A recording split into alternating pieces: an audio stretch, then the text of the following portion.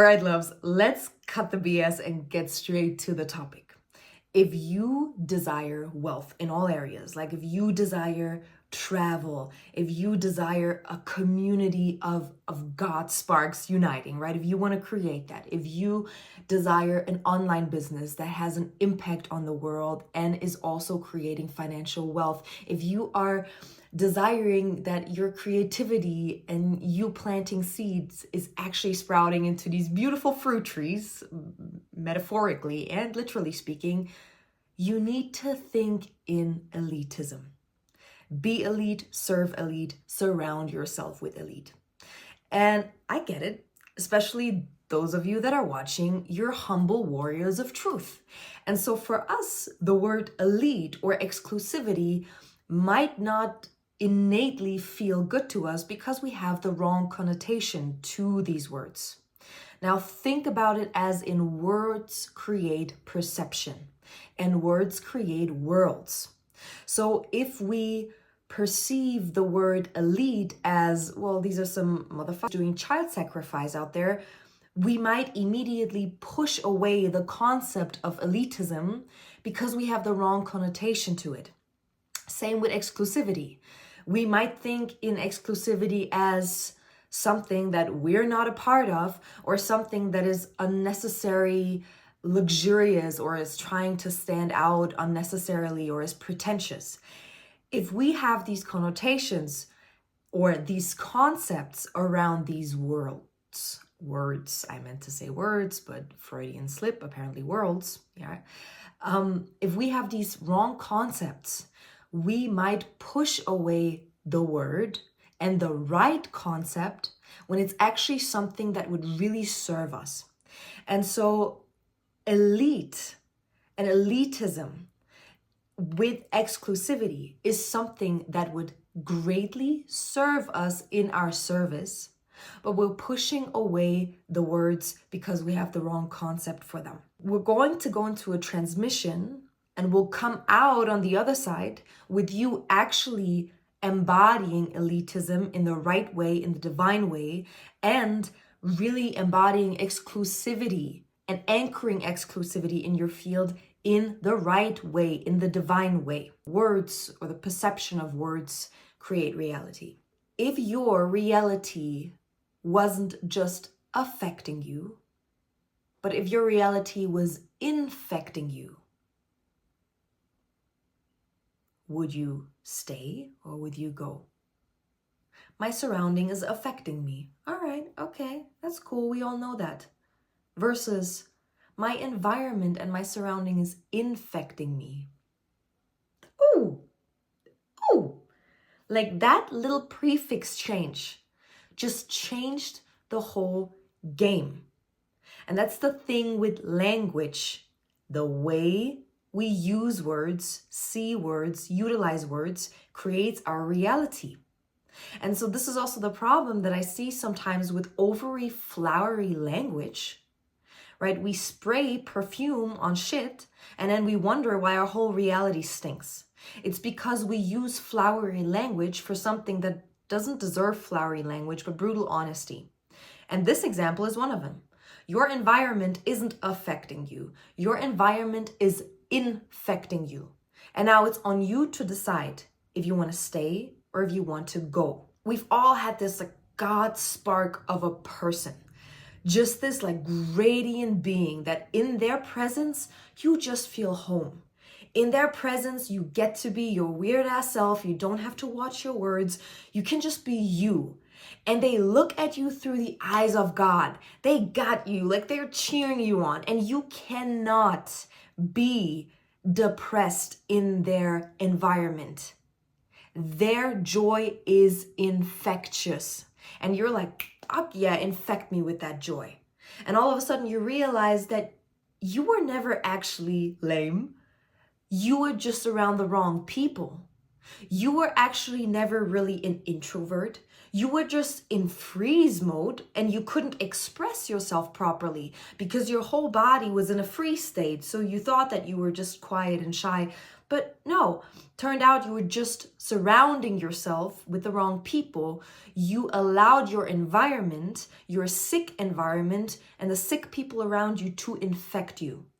So we all have these examples, right? Or that friend that looks at beauty like it's, her war attire. Like she is on fleek every time she leaves the house. That is infectious. You will not dare to meet up with her looking like a bum. You will dress up. You will be on your best behavior. Like you will wear that dress. You will do these eyebrows. You will take that extra minute. And it's fun for you. She actually is infectious with her beauty, with her being disciplined. The same way goes the other way around. Crap people that have crap thoughts, shitty discipline, disgusting habits, and it's infectious, right? In fact, it's like when you work with me or you're with me every day, my habits are infectious. You cannot be in the same field with me and not be changed. And it's not because I'm teaching all day. In fact, I'm super quiet. Like I don't do that. Like I don't walk around and give advice to people. Like I realized I have to be paid for that, and someone has to sit in front of me like bowing, like metaphorically speaking, because if not, people just don't care. And I don't give my words away freely anymore because I realized elitism and exclusivity are the pillars of our divine work. We'll get to that.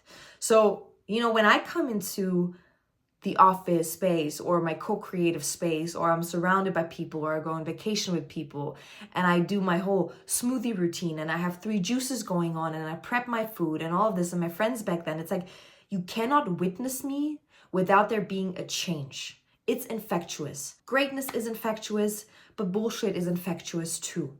You decide what you want to be infected by. And the most dangerous of all infections is by far victimization. Do not surround yourself with victims or victim mentality. It's incredibly dangerous. Why? Because victimhood will make you believe that you cannot have something, so much so that you stop desiring it, that your logic and your heart stops desiring it. That is dangerous. And the reason why we have to adapt an elitist thinking is to keep victimhood away. If you have it, quarantine yourself. And if you have it, it comes through in the whole, I can't, it's not for me, rather than how can I? If other people around you have it, keep them away. It's an infection. Quarantine yourself. Before unity comes exclusivity. And this is where it gets a little hard for some of us, because especially for those that are here to serve in the most truthful way, to serve cosmic truth, to really create this heavenly reality here on earth, which so many of us are called to. This is where it's important to understand that one concept cannot live without the other. We call that the law of polarity. You cannot think unity without also thinking exclusivity. To protect unity, we have to master exclusivity. If you think about it, every Christ-like being, every Buddha, every saint, every Sufi, there is a period of hermitage. There's a period of exclusivity, a period where a holy man is excluding everything that is not truth. There's an important time where we cleanse ourselves of all mind infections. We are reprogramming ourselves. We're coming back to what is truth. That's a time of exclusivity. So not everyone has the possibility to live and be on a mountain and meditate for 10 years. So we have to be masterful in creating an exclusive environment that serves as our metaphorical hermitage.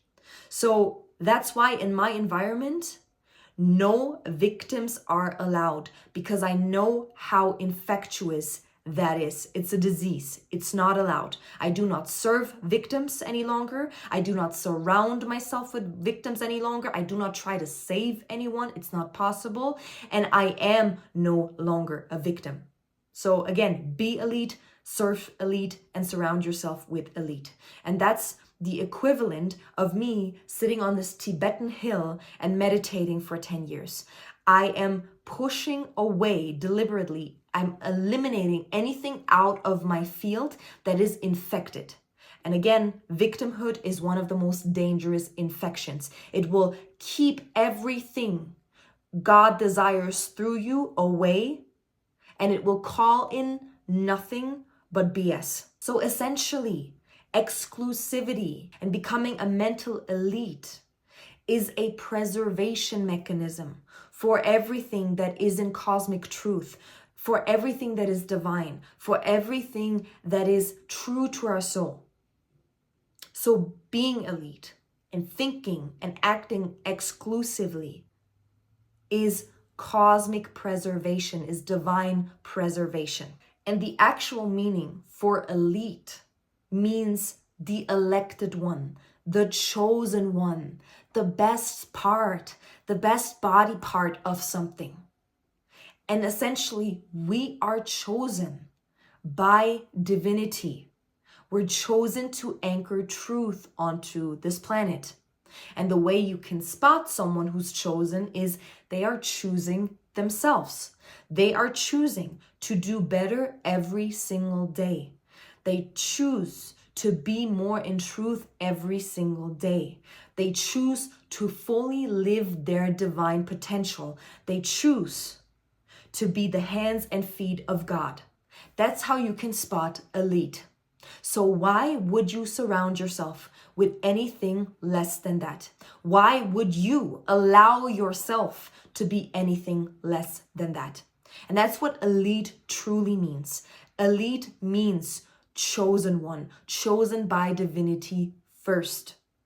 And when you realize that people are actually chosen, they're chosen by divinity, you will stop trying to change everyone, and you will stop trying to help everyone, because you realize that you cannot. There's actually such a thing as people being chosen by God first. And if you think that this is elitism, well, it is, because nothing from the outside can motivate someone. It has to be an intrinsic desire, an intrinsic motivation. And that comes from within. That comes from cosmos, Brahman, God. That comes from eternity first. So no one that hasn't been chosen will watch a motivational video and is like, I'm on it now. No, first there is an intrinsic God spark. There's an intrinsic happening. Something is calling them home. And then the outside reality is just giving evidence and is helping them each and every step of the way. And so that's why you cannot invite a clown into your castle and expect the clown to turn into a king. But if you invite a clown into your castle, it will turn your queendom into a freaking circus. Look who's choosing to be a king first. Look who's choosing to be a queen, an empress, emperor first, and then invite them into your queendom. Don't try to change anyone. It's not possible. Someone is chosen by something higher first. You cannot turn anyone around. I could go back in time to little Miss Missy, and I could tell her, hey, baby girl, guess what? Everything you're seeing in your surrounding, all the suffering, all the hopelessness, they are choosing this.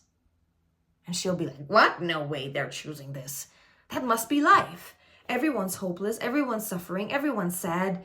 They cannot possibly choose this. Yes, they are. If there's one thing that I could tell her, that's what I would tell her. They are choosing this. And yes, right, there's certain suffering that's inevitable. But there's an artificial suffering. There's a perpetuation of slave mentality There's a perpetuation of misery that people are deliberately choosing. I grew up in Germany, for those who don't know yet, maybe you heard the little accent, and I came to the US when I was 26. If you grow up in a surrounding, in a hive mind, and literally everywhere you look, and I grew up in a super small village in the middle of Germany, and everyone was suffering. There was no self-made situation in Germany. Like, everyone is lower middle class, and that's just what it is, unless you're born into old money, which, as you can see, I currently really love that sleek look, old money, but that's beside the point. But in Germany, either you're old money or you're kind of lower middle class, or you work your whole life and study 10 years to make decent enough money and work 12 hours a day as whatever, like a doctor. As a child, you're like, okay, I guess that's reality. You don't believe that, well, everyone around me must be wrong, but I'm the only one who's right. So all I saw was misery.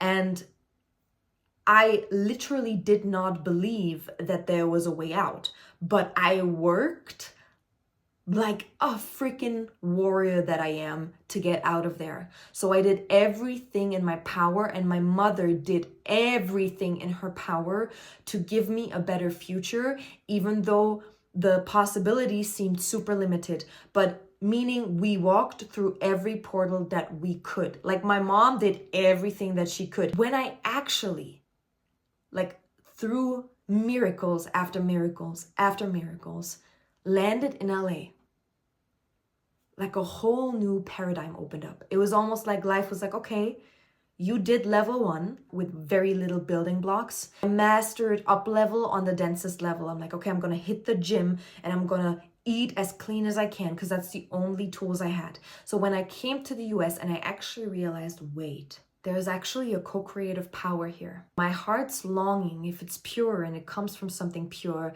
has creational power.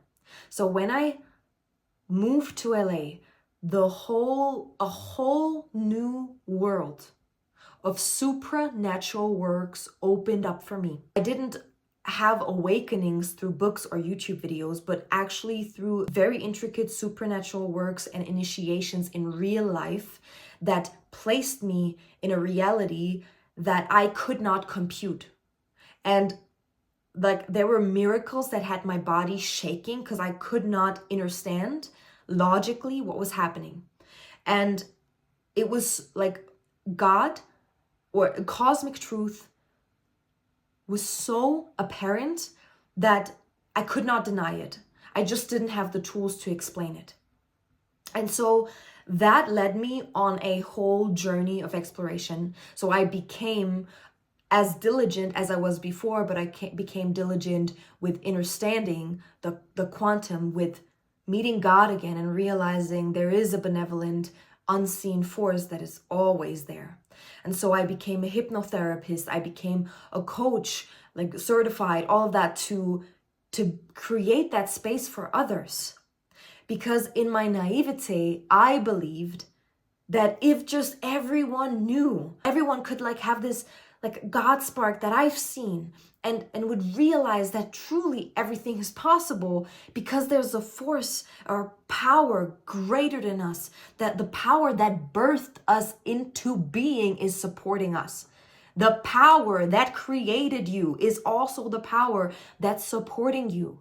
If we could just understand that, then everyone could be happy and everyone would live their potential, right? That's the precious naivete that I approached it with. And so that's why healing and sharing healing became like just my ikigai, my reason for being. And it took me 5 years to truly have it sink in that wait. Honey, we need to start thinking exclusively, and we need to start thinking elite. Leaders are born and then perfected. And who's choosing it is God. I cannot transform someone who doesn't give a damn into someone that wants to live God's potential through their vessel. It's not possible. Victimization is ingrained in us on a DNA level. That's why if someone is in victim mentality, I don't F with that, because I know it's victimization, it's genetic determinization. It's on a genetic level that people are in victimization. If the one that created this being hasn't decided it's time for that creation to awaken, it's not my time. I can't do anything about that. So, I have people going through sessions and they had immense awakening in the session. And then I call them a couple weeks later to check in on them. And then here they are spending 15K on weird doctor's appointments, scans. And it dropped the money like it's nothing just to get pumped up with more pharmaceuticals. And then when I asked them, well, how about what happened in the session? And did you do the protocol I gave you? Did you go through the cleansing protocol, the fasting protocol, the colon cleanse, the liver cleanse? Like, did you do the stuff I told you to do? And then I hear like, yeah, well, I tried, and excuses. And I'm like, all right, I'm done working with victims, and I'm done working with people that literally ban miracles from their life. I cannot do that, because the work is my life. It means so much to me. So to protect that, I cannot work with people like that. So I am moving from healing to creation, and I recommend you to do the same, because not everyone wants to heal. And I believe naively that people go through healing so that they can then truthfully create, because that's what I did. There's a time where we go through healing. There was so much trauma, so much pain in my being. I'm still moving through that so that I can create as truthfully and live the potential that lives in me. Not everyone wants to heal for that reason. A lot of people do not want to create, and they do not want to heal. And they just engage in certain healing activities to say they did something just for someone else to validate their suffering so they can keep on going. And it took me some time to realize, and maybe you can save yourself some time. And the way you save time is when you stop working with victims and you make yourself less accessible for just anyone, and you become more exclusive.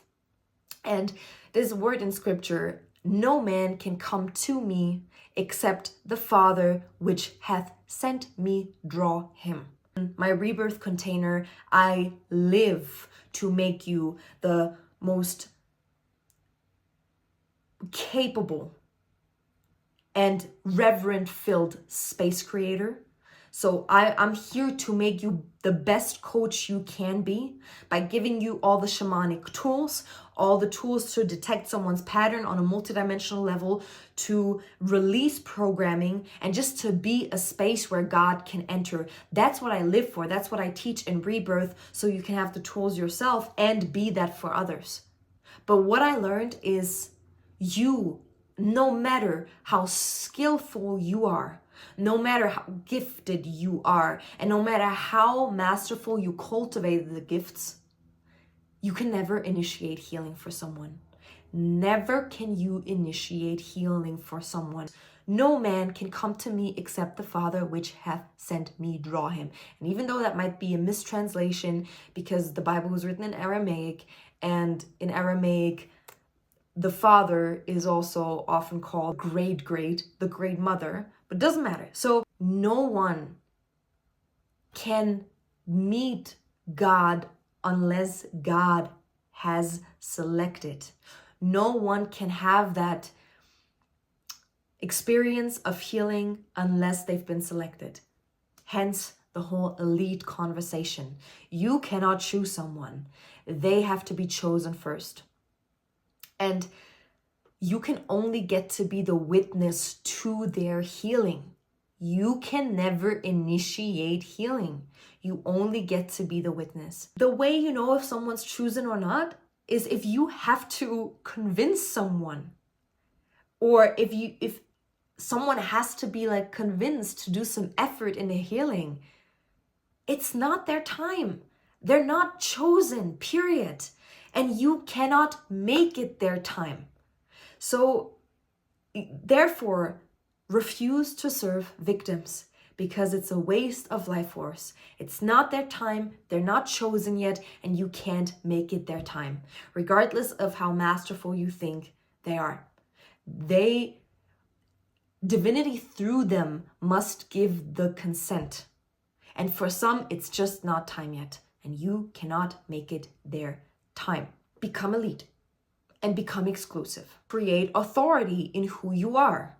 So for me, I realized back then with the whole QHHT sessions and people coming to me with severe sicknesses, and those who actually followed the protocol, guess what? Everyone healed. People healed from stage 4 cancer when they followed my protocol, which is technically free.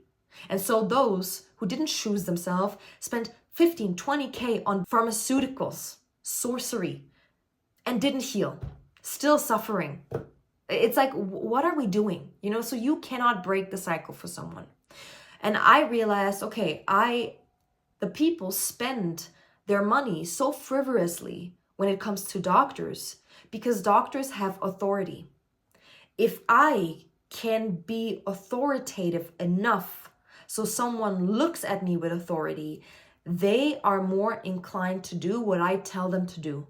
So I had to gather and through experience, become confident enough in my word and confident enough to claim authority. Because I realized, well, if people did what I told them to do, they would heal. And the reason they're not doing what I tell them to do is because I haven't put myself in a position that is authoritative. And so becoming elite, working with elite, becoming exclusive also means become an authority. Speak with conviction and authority, because then people will do what you tell them to do. And it's not what you tell them to do, but it's what truth wants them to do. God is invited in this conversation. Nothing that I tell someone does not come from God, because I will always change my mind really quick if my mind is not in tune and in truth with highest truth. So therefore, I had to stop serving from victimhood because that was infectious. I served from lack and that was infectious. And yeah, that can mean several things. Yeah, it could mean raise your prices, or it could mean create a process where not everyone gets to work with you. And if you look into people who are truly wealthy on all levels, financially, romantically, physically, at all levels, spiritually wealthy, they all have exclusivity embodied, and they all have elitism embodied in its truest meaning. What are the 3 pillars for you to be that? Be elite. Elite means take radical responsibility for everything in your life. Be brutally honest, brutally honest. Quit the flowery language. A lot of flowery language is a trap. We spray perfume on shit and wonder why our whole reality stinks. And here in the US, people are programmed to be polite, use flowery language, and flowery language is deceptive, which means you're creating shit in your reality just because someone said it's not politically correct. Call it what it is. Call it what it is and see your reality transform. Eloquence is never truth, and truth is never eloquent. One of my favorite, brutal honesty. Cut through the illusion. Just rip off the freaking Band-Aid and create from purity. Be elite by having a North Star. So have a goal. And yes, maybe you're not going to achieve it.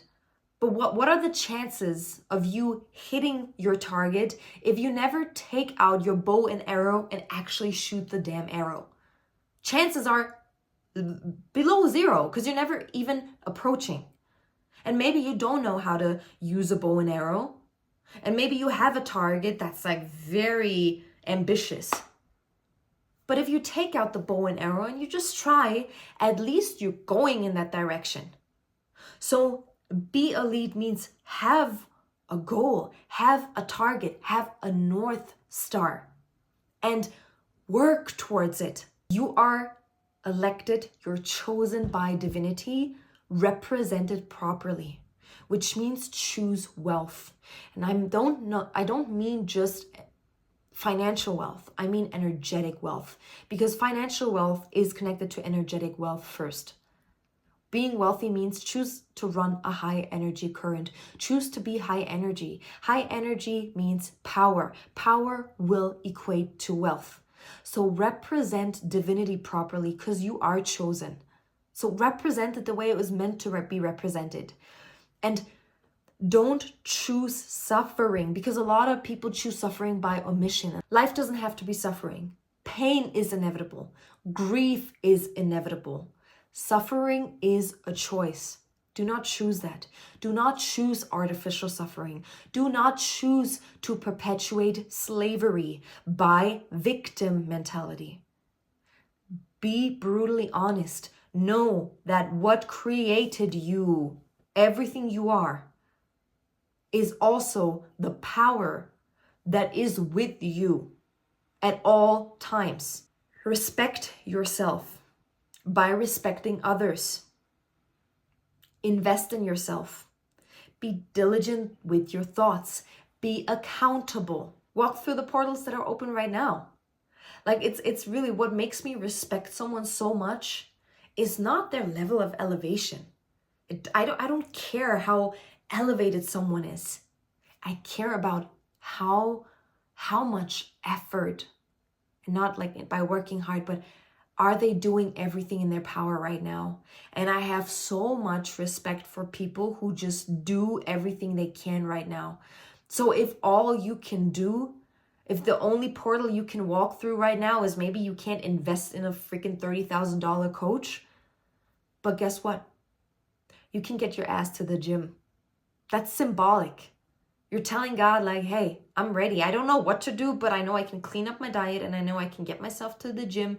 And maybe I don't know how to meditate or what that even is, or maybe I have no connection to the metaphysical realm yet, but I can do everything in my power right now and take baby steps. That is elite. Be elite. Pillar 2 is serve elite. Maybe in the very beginning, when you create your business, whether you're a coach, a teacher, or whoever, you don't feel like you can pick or choose. You can, but it's okay. Gain experience. Work with a lot of people. Maybe gaining experience in the beginning is much more important than be crazy selective, but maybe not. I have friends that were from the beginning like, no, my sessions are this much. I don't have to work my way up. I know who I am and I know what's going to come out of me. That's beautiful. But for me, I had to gain a lot of experience and that's okay. So maybe in the beginning, you don't feel like you can actually choose the people you work with. That's cool. At some point, you'll have to make a choice, and the choice is to only serve elite. And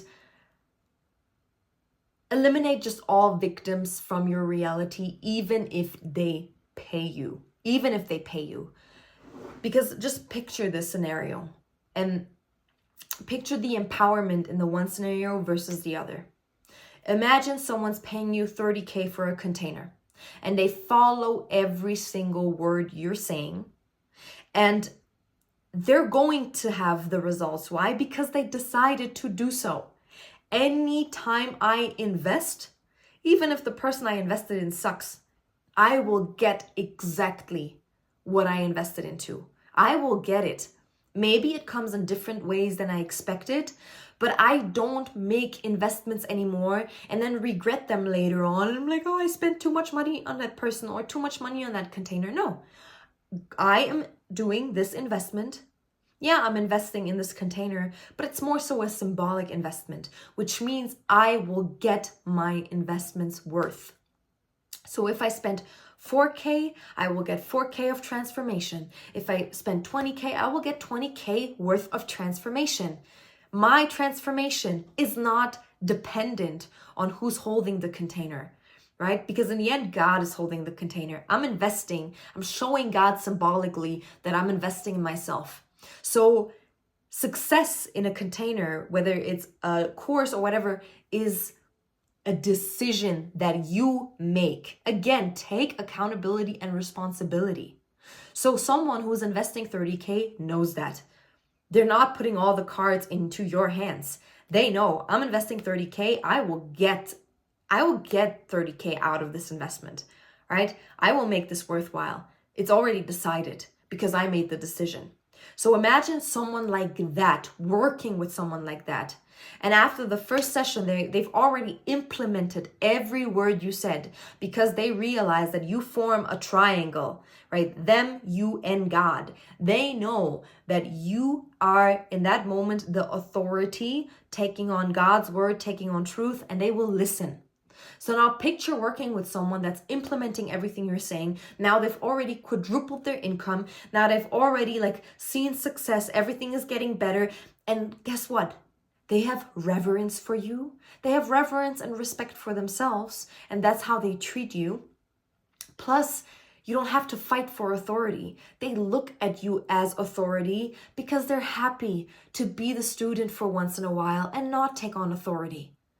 Imagine how empowering that scenario is versus working with a victim. Now you have a person that, first of all, you have to fight over the authority with because they are not comfortable yet in assuming the role of the student, right? So now they're trying to prove themselves. They're going into thought loops. They're trying to they're wasting your time by not getting to the point and telling you about their day and their life, and the whole session is wasted with them talking about some unnecessary stuff, them giving you unnecessary details, and you're just like, okay, can we speed this up? What's happening here? Are we coming for transformation, or are we coming to have a chit chat?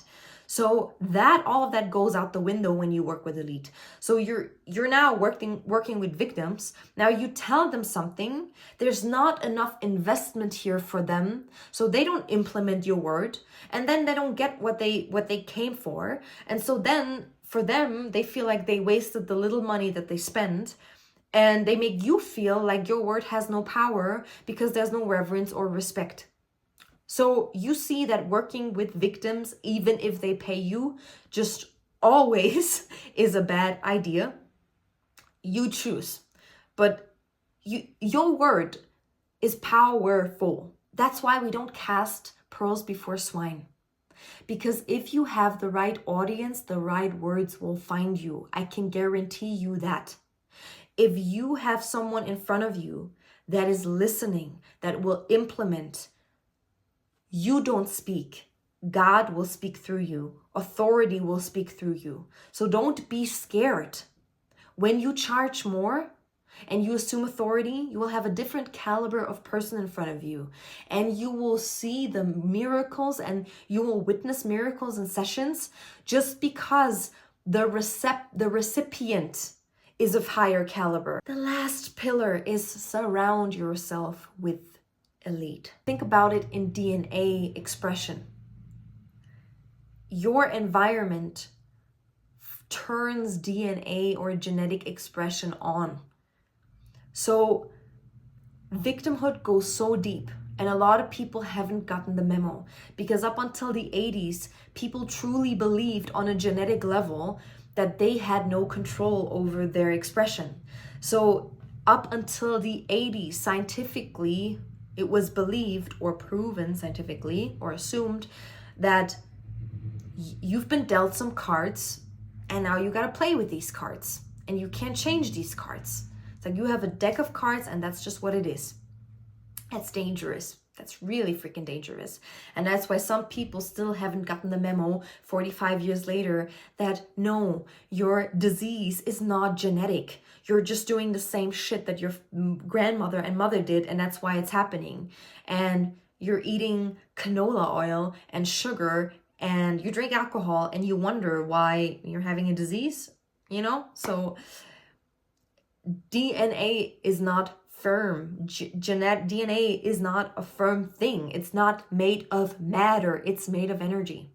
So DNA will express differently in different environments. That's how you function. Like if we look at the smallest atom, like what happens on a microscopic level is what happens on a macroscopic level. If you expose DNA to a very healthy environment, DNA will express itself in different ways. So the genetic expression will look differently and will express itself differently, because a lot of people are victimized on a genetic level. Like think about how deep this goes. People are victimized on a genetic level called genetic determinization. If people are victimized on a genetic level, you're not going to be able to help them. Even if they're not consciously thinking about genetics and DNA, if the subconscious believes that diseases are genetic, it's the card that I've been dealt with, I have no choice, they are going to express victimhood. So keep yourself away from that, keep that far away. Because it's not true. It's not true on a genetic level, and it's not true on any other level. And it's dangerous because when you surround yourself with victims, it's important to understand that judgment functions bottom to top, not top to bottom. So people around you in victimhood, they judge you. People around you in victimhood look at you with jealousy, look at you with hate. No one on the top is doing that. Like, go, just giving you the example, go to a gym. What's going to happen is that the people who have a chiseled body, like a freaking god, are going to support you. If a freaking overweight, obese person is walking into the gym, no one that's actually like in there getting their grind on is going to laugh at them. They're going to fucking cheer them on. They're going to motivate them. They're going to come over and be like, good job, buddy. They're going to come to you and be like, hey, can I help you? Hey, let me give you this tip. If you do this, this will help you. Judgment doesn't happen top to bottom. It happens bottom to top. That's why it's important to not surround yourself with people with crap thoughts, crap habits, crap mindset, craps in a bucket. They will bring you down. And as you can see, it's like so manifested on a genetic level that you cannot change that. The right people to surround yourself with are people that can actually see you.